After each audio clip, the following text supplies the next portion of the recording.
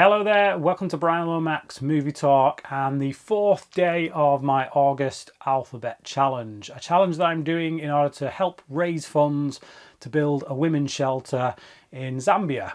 If you would like to donate to that, please check the link below. There's also another link to the Facebook page that explains a little bit more about what this challenge is.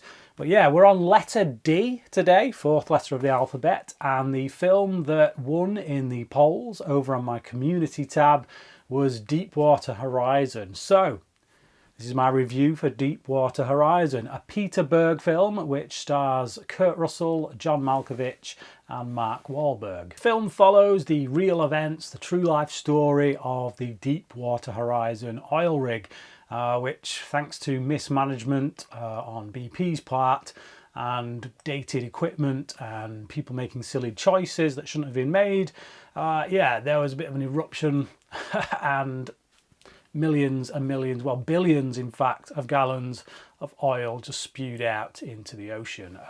So it's apparently the worst oil disaster in American history. It was only a matter of time before somebody told a story about it.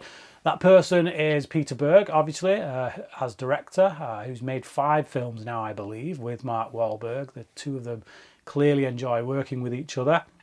They've been a bit hit and miss, I think. Mile 22 was not so great. Lone Survivor was okay, but the title was a bit stupid because it pretty much, if you didn't know the real life events, you knew that only one person was going to survive. So it took a fair bit of the tension out of it. And then there was Spencer Confidential, which was quite recent, which I really enjoyed. A lot of people were down on. I just thought it was quite a blast. But yeah, Mark Wahlberg, Peter Berg, back in true life story mode, and I gotta say, it's a really good one. This is a really great film, I think. I think they take their time with it in building up the tension, letting us into these characters' lives, getting to know them, who they are. The whole time you kind of you can sense that, well, this is a tactic, it's a filmmaking tactic, you do the humanizing and this, that and the other, and if you don't do it properly, I can switch off to it because I can recognize it's just a filmmaking tactic. Great, this character's going to get in trouble, blah blah. I don't really care. They're just giving me this information because they're telling me I should care, but actually I care. I think a lot of that is, one, it's because it is based on a true story, so this stuff happened, real life people, real human beings were involved. But 2, it's just really well directed and really well played by the actors and really well written. The character dynamics, the interactions between various characters all feel authentic, feel very real to me. Seeing the different family moments between certainly Mark Wahlberg's character and his family, but also employing actors like Kurt Russell is never going to do you any harm, obviously, because he's a great actor who really brings an everyman quality to the roles that he plays, despite the fact that sometimes they can be larger than life. But that's no different here. He plays the oil rig manager, so to speak. It's his oil rig, but BP hire it. BP essentially pay for the upkeep on it, and he runs it. So, but yeah, all the way through, they're telling these BP guys, look, our equipment's shot, this doesn't work, that doesn't work, we need more money spending on this, that and the other. And the BP guys are just they just want to get stuff done. It's all about the money. They want the oil out, and they skirt around things, certain safety protocols that they should have gone through because it would cost them money. And ultimately, that cost them a lot more.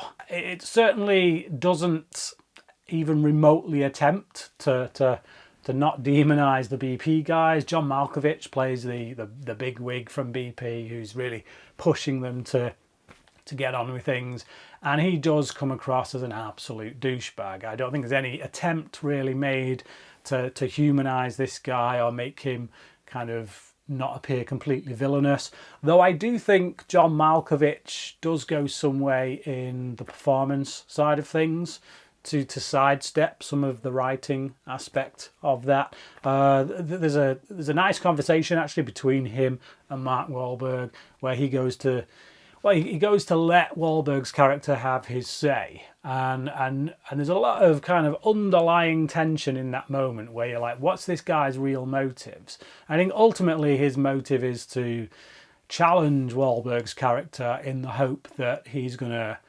play ball, come on team, but actually what he gets is someone who's brutally honest, who favours his boss rather than the BP guys, and it's just, yeah, it's a really telling moment that reveals a lot about these characters.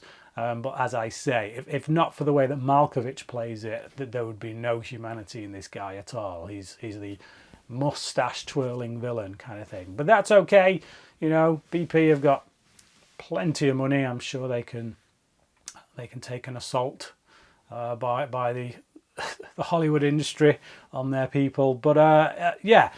That was probably my only criticism, I would guess, but it's a very minor one. Other than that, the film itself is really tense, and at many points I was kind of sat there thinking, you know what, this is kind of a horror movie. This plays like a horror movie. It got to a certain point where various things happen. I think it was there's a moment when this guy's leg is kind of broken and it's caught underneath this ledge, and they're trying to get his leg out, but the bone's caught on it and they've got to push it in order to get it out. And I'm just like, this is all real life stuff that happened, and I'm feeling very tense right now because like I say, it's been quite a slow build. We've seen like these fights, these arguments with people. We know what's going to happen because it's a true story. And I think seeing these people argue, the toss over things, and knowing what's going to happen just makes you feel angry in many ways that it was allowed to progress so far. And because of that real world tension, that real world horror, I sat there at one point and I thought, you know what, this is kind of a horror movie. Yes, it's a thriller, it's kind of an action film, it's a real life story, but there's so many moments of horror in it that, for me at any rate, scarier moments to me than things you might find in a more traditional horror film. Because it's true life. This stuff happened. It could happen again. And that is scary. It's very scary. And seeing the brutality of events unfolding, because when you're dealing with the natural world, when you're dealing with thousands and thousands of feet of compressed air that is spitting all this stuff out, the force with which it spits it out is quite horrific. And when you see these guys all caught in it, it puts you right in the thick of it, and you're just like, oh, word, these guys really did some heroic stuff, quite frankly. But it puts you in their place, and it's a place that I would not ever want to be in. And because of that, again, like I said, to reiterate once again, it felt like a horror movie in many respects. All the set pieces are really orchestrated very well. Again, always tension filled. You never really feel like you're watching a special effect. It all feels like people are in genuine danger. Again, they're always in places, in positions that I just wouldn't want to be in. I feel like there are perhaps a few moments that maybe obviously Hollywoodized, where Wahlberg's character does things that are more heroic than is necessary to show. Maybe I'm not saying that the guy that this is based on wasn't just as heroic, but you know what Hollywood's like. They big things up even more. The way they shoot things and stuff. But no, that's fair enough. These guys went through some hell. Why not put a bit of hero worship on them? They deserve it. So yeah, I was really pleasantly surprised by this film. I suspected I would enjoy it. I suspected it would be good. But just with Peter Berg, I've always been he's one of those directors where he's clearly got something. He's clearly got talent. But there's always something about his films that never quite hit that point.